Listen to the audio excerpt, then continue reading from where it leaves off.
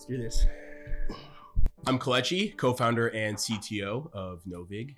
I'm Jacob, co-founder and CEO of Novig.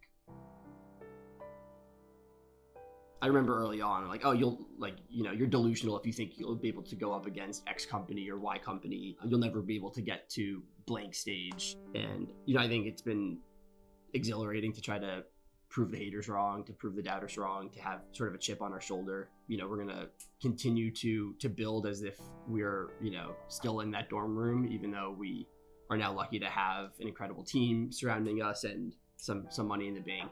But I don't think the ethos has changed much.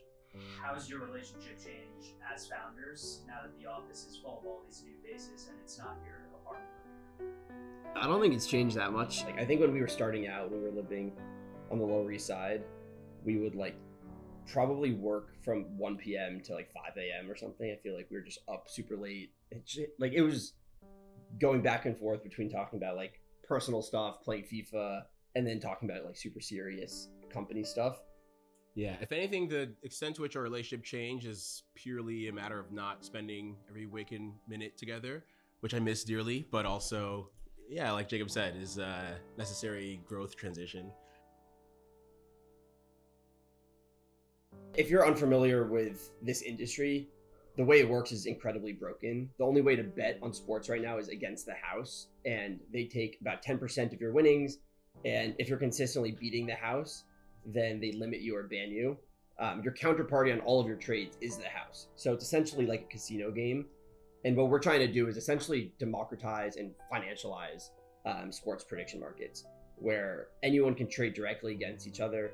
You can sort of think of a very simple analogy of, we're basically trying to do to the sports market what other two-sided marketplaces have done to other legacy industries by cutting out the middleman and allowing anyone not just to be a buyer, but also to be a seller. So on Novig, you can be your own house, you can offer your own odds and collect a spread the same way that you would, if you're market making on a traditional financial exchange or crypto platform or whatever. And from day one, we've really tried to internalize our development as much as possible, really buy as little as possible and build as much as we could.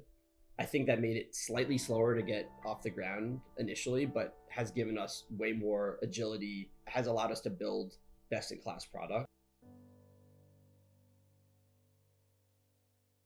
Sports are a very interesting market. The way that information propagates from, let's say, the stadium or the locker room into the servers and into the marketplace, it's happening much quicker now than it was, let's say, 5 years ago.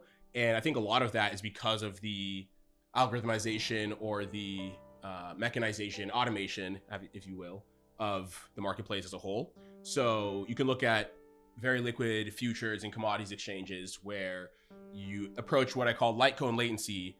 Every nanosecond matters. And we're definitely very far orders of magnitude away from that in the world of sports markets.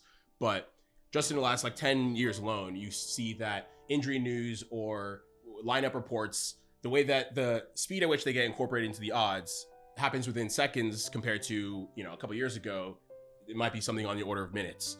So I think that this hyper sophistication, efficient market forces in sports are going to only get stronger as the incentive grows larger with the market growing larger. But I think we've had a fundamental belief in markets from day one, from building. I think, I always sort of felt like if we build this, they will come. Obviously, we have to get the word out. We have to evangelize. Distribution matters.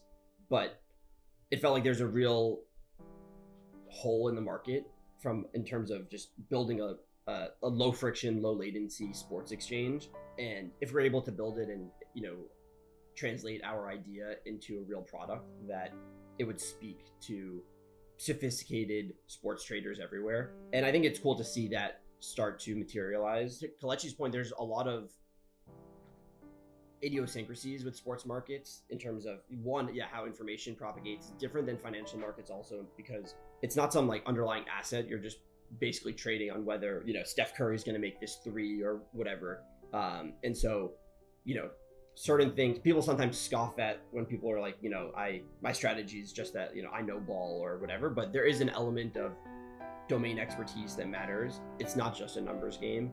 And it's cool to see on the Novig marketplace people with very different strategies, very different backgrounds going up against one another. People coming from more traditional financial markets that know nothing about sports and are just looking at order book pressure, and some of them have delta neutral strategies, or they're taking large positions. But then other groups or other individuals have just these sort of bottom up models where they understand player performance on an incredibly detailed basis. And it's interesting to see those strategies clash in sports markets.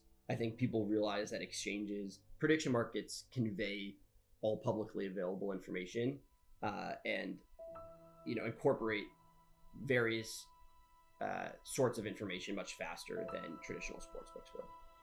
Yeah.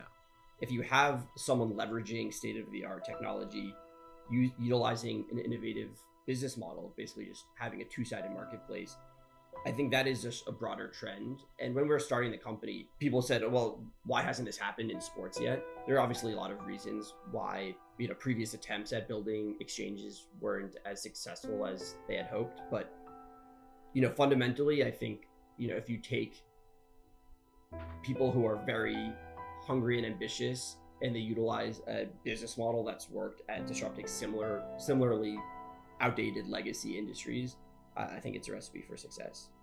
Markets are great for reducing friction. If you think about, 50 years ago, if you wanted to buy some stock, you would have to go into the physical trading pit, and you would have to physically jostle with people to go, buy your shares of Berkshire Hathaway. Similarly, maybe like 20 or so years ago, the friction of finding a taxi company to provide some rideshare service. And yeah, I think to Jacob's point, one of the utilities of technology is just making things more efficient and more frictionless. I think that sports markets have generally lagged behind a lot of the technical innovations that we've seen in whether it's equities or crypto or other consumer products even. And really, it's a matter of bringing to this industry what we've seen work in several other industries. And a lot of that is a matter of how can we get information from point A to B as quickly and as efficiently as possible. And that's kind of like a fundamental core principle of marketplaces, is facilitating that exchange of information as quickly and as frictionlessly as possible. So it's something that I've been very excited to do from day one, and moving sports markets and really all markets towards the kind of platonic ideal of you should be able to find a willing counterparty as easy as possible. Yeah. If you look at other similar companies in other industries, as they've grown, the constraint sort of shifts from the supply side to the demand side and back and forth. And I think at like different points in the journey, you have to sort of change the marketing strategy, change the commercial strategy to sort of help recalibrate the market. Of course, supply and demand will always sort of meet, but I think for a while we're like, okay, we need more liquidity on the platform. And now we have a lot of liquidity. We need to find people to match those large sizes that liquidity providers are posting. And so I think sometimes that changes on like a week-to-week basis, and also it varies by sport. Sports are so localized where even within a sport, even within a particular event, you might have a super liquid, main market, but then the player props aren't that liquid, or vice versa.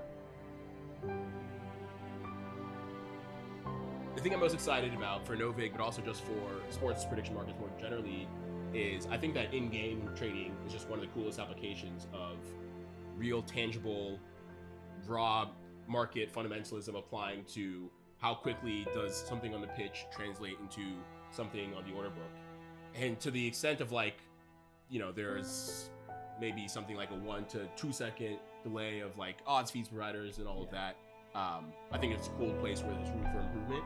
You might invoke some argument about adverse selection or so, but at the end of the day, I think it's all part of the game. And a thing I'm excited for is just there is a limit of not only no vig but also no latency. It all comes with the deluge of liquidity and interest in the space. So I also think the fun thing about the sports markets in game is that you don't have this infinite historical data set that you can rely on. It's like, oh, you see this player on the pitch start limping in the 23rd minute. How does that affect the odds? It's like, oh, I think this player is this team looks better. And how do you actually quantify that? Sure, there are applications of CV that maybe are going to get incorporated into these models, but a lot of it is, what do the masses think about this? And, this prediction markets are a conduit for for the public to have price discovery and for odds to reflect public opinion. But sometimes, there's this interesting question of whether prediction markets are canonical, whether they do represent the sort of truth in an epistemic way. And I think sometimes you do have one person or one group that has just a super strong opinion on something, and then there's the question of like, okay, well, if that party didn't exist, the odds might be 5% different, 10% different, which I don't think really happens as much in financial markets, because everyone's fares are typically within a few bips or whatever. And you see this with the presidential election. If someone just is willing to buy up to 50 million on one side winning, that's going to affect the price. And there's certain markets that are just so illiquid. I think something that's been fun to see on Novig this season is how much WNBA markets are crushing it. And people like this novelty, like there's some new rookie player in the WNBA, and like, what is the likelihood of her having a triple double on tonight's game? It's very hard to rely on this sort of massive data set, and sometimes it does just come down to who's watching the game, who can understand sort of the dynamics of gameplay better, and then have that reflected in the fares they offer on Novig. And there is this sort of like human element of they're just winners, and like I was very skeptical of that sort of stuff. And I think the more we built Novig, the more I'm like, you know what, maybe there is actually some truth to that. Yeah. I think that people are waking up that the apps they have on their phone currently are sort of set up to extract as much money from them as possible. People are becoming more price sensitive. The number of sports traders that first open other apps, whether it's Picket or OddsJam or whatever tracker they use to compare prices and to see these plus EV tools and these AI features, I think that all has fueled our growth so far, and I think that's only going to continue to happen. I think people will only get smarter, and I think something that excites me is they're talking to our users. So many of them are like, oh yeah, I use this odds screen and I just see Novig on 90% of the boxes, so I can actually just delete all my other apps because I can trust I'm getting a good price from Novig. It's like, okay, I want this to be fun. I don't want to have to check a dozen apps every time I'm making some pick. And so with Novig, I know I'm not getting fleeced by the house, but I can also still have the same sort of entertaining experience I get from the apps that I'm using currently. So I do think like we're, obviously going after both segments. And I think the truth is our users are not bucketed. It's just people are on the spectrum of doing this entirely for fun or entirely for the numbers. And the truth is, I think most people are in the middle. Like even the sharpest users on our platform still just get so much entertainment from this. We've had users stop by our office, whether it's for poker games or to watch sports games, and it's clear that they're not like these dispassionate people who are just like crunching the numbers. They want a big sweat on whatever game they're watching. There's a lot of exciting things in the works. We're excited to continue expanding across every axis, geographic types of markets. We're launching the web app soon. That's one thing I think we can tease a bit. Just trying to make it easier, as Kelechi was alluding to, just for people to trade in more sophisticated ways. It's been very exciting to grow the team. I think in the last 3-4 months, we've grown from 12 people to 30 people. And I think it's really incredible how well we've assimilated them, both from a productivity perspective and from a cultural perspective. We just have to constantly remind ourselves to not rely on these sort of vanity metrics of like head count, money raised, like all of that really doesn't matter in the scheme of things. I do think talent is a huge moat. I think that's what makes Novig special. Not only do we have the best product, not only do we have the most domain expertise, but I think we have the brightest minds in the industry who are a blast to work with on a day-to-day basis. So quick shout, if you think you'd be a great fit for Novig, you should definitely apply. We have a lot of open roles across engineering, growth, marketing. Come join us in New York building the future of sports prediction markets. But yeah, I do think talent is a moat. I think we ship faster than anyone because we have a really special team. And I think we have an incredibly high bar for who we bring on. But I think that's, even if it's made it a little bit slower to hire at some points in the past, I think that's contributed to our long-term success and will continue to contribute to our long-term success. Hard to agree.